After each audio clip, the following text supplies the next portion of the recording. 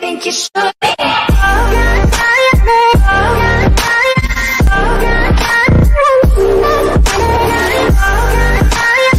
Et salut à toutes et à tous amis, c'est Valmotride, j'espère que vous allez bien. On se retrouve aujourd'hui pour une nouvelle vidéo les amis. Comme vous le voyez là on est dans les champs, donc je pense que vous vous en doutez, mais on est de retour après quelques mois d'absence avec une nouvelle moto. Et donc avant tout ça je vais juste vous souhaiter la bonne année à tous, que du bonheur pour vous cette année.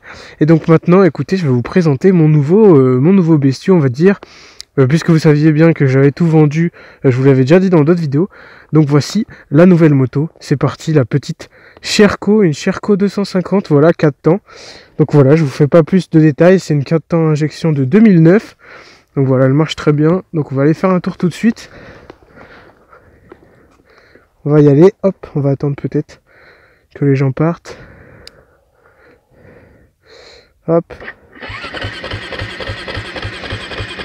Allez, on y va. Hein. Hop.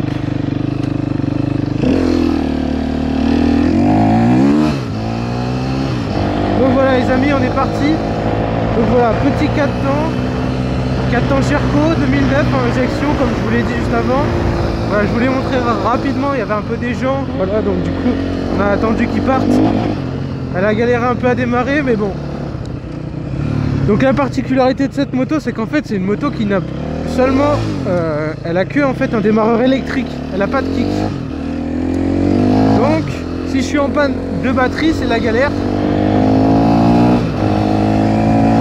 on va espérer ne pas tomber en panne de batterie, parce que pour redémarrer ça va être un peu chiant. Et voilà, on va se balader un peu. Donc là on va aller prendre du chemin, on va pas faire trop de route bien évidemment. Donc voilà. C'est une enduro 6 vitesses, il me semble.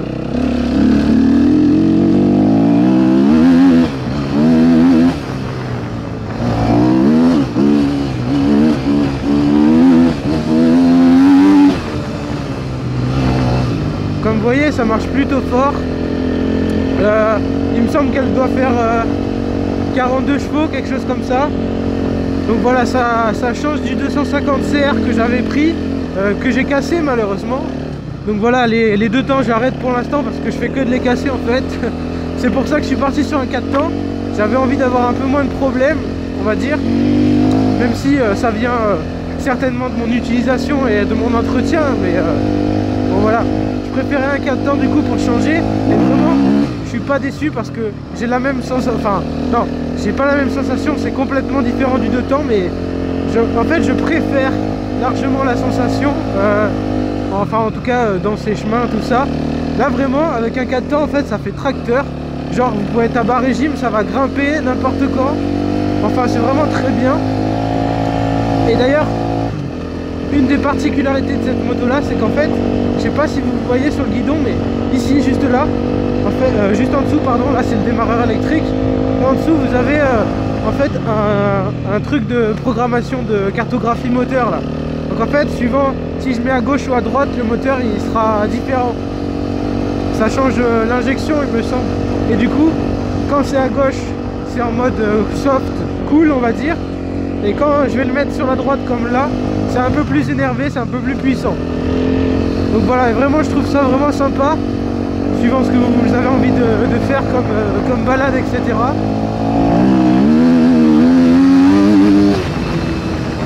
Vous voyez que ça envoie quand même pas mal.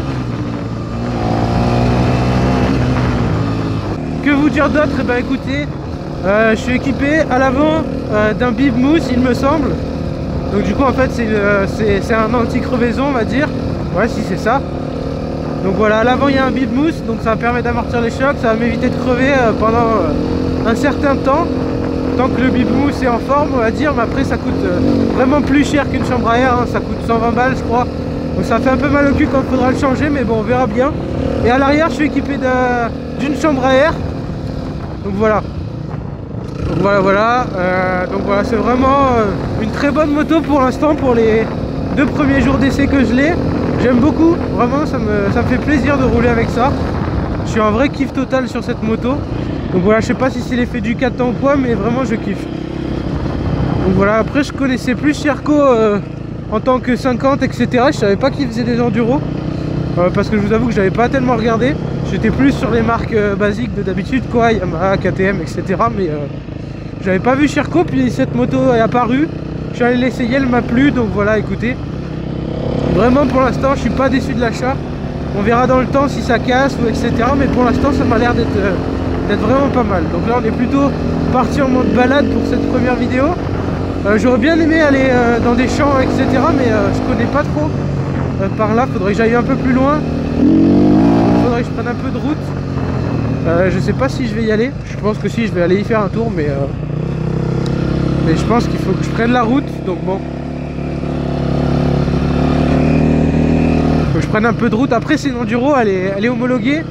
Il y a une carte grise, tout ça, mais j'ai juste pas mis la plaque dessus parce qu'en fait, je l'ai pas.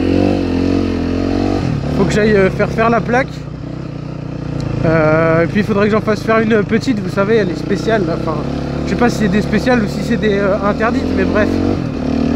Pour l'enduro, parce que mettre une plaque de 4 km sur l'arrière alors que c'est tout fin, bah voilà quoi. On va éviter peut-être, je pense. Alors là, le problème, c'est que je sais pas d'où je suis venu. Je pense que c'était par là.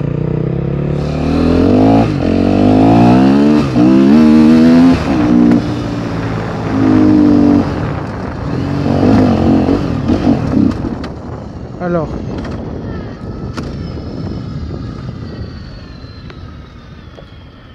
bah non, du coup.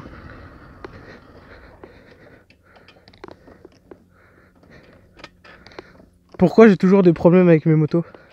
Ah putain, qu'est-ce qui se passe?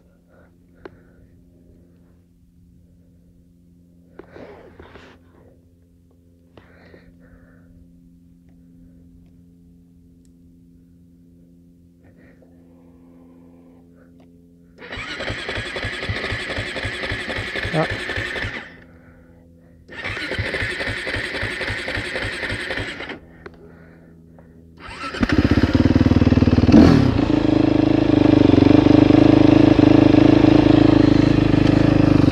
Je vais rentrer, je pense, en fait, parce que...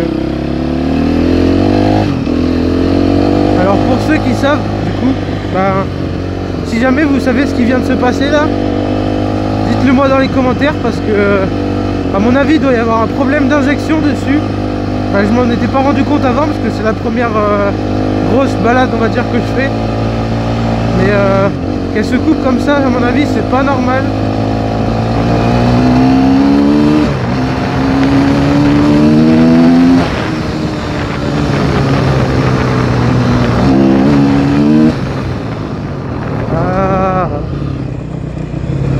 Alors je sais pas du tout ce qu'elle vient de me faire là. Donc là je l'ai repassé en mode normal. Ouais mais non. Comment ça se fait qu'elle fait ça? Putain, je me suis encore fait niquer ou comment ça se passe? Chaque fois que j'achète une enduro, je me fais baiser. Ouais, puis pour la ramener, ça va être génial là. Je suis pas du tout à côté de chez moi.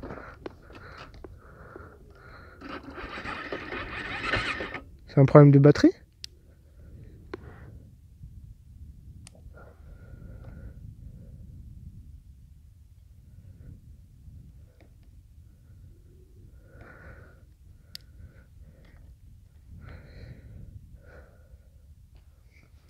Bon bah on est dans une belle merde hein.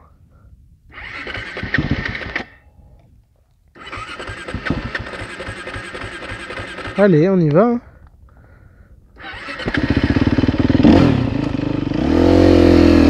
On va essayer de rentrer. On va comme ça au moins. On a la vidéo de la première galère. Et ben, je sais pas ce qui se passe. Et ça me plaît pas du tout. On va essayer de rentrer. On va se dépêcher de rentrer même, je pense. Pour éviter de devoir pousser parce que là ça va faire chier un peu.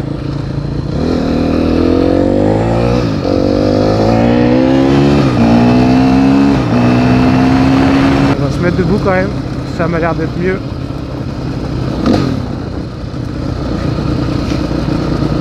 Mais je sais pas du tout ce qu'elle a eu, ça me fait très bizarre, mais on va pas trop rouler du coup. On va éviter la casse si jamais. Enfin, on va envoyer quand même pour rentrer. Mais que ça ouais.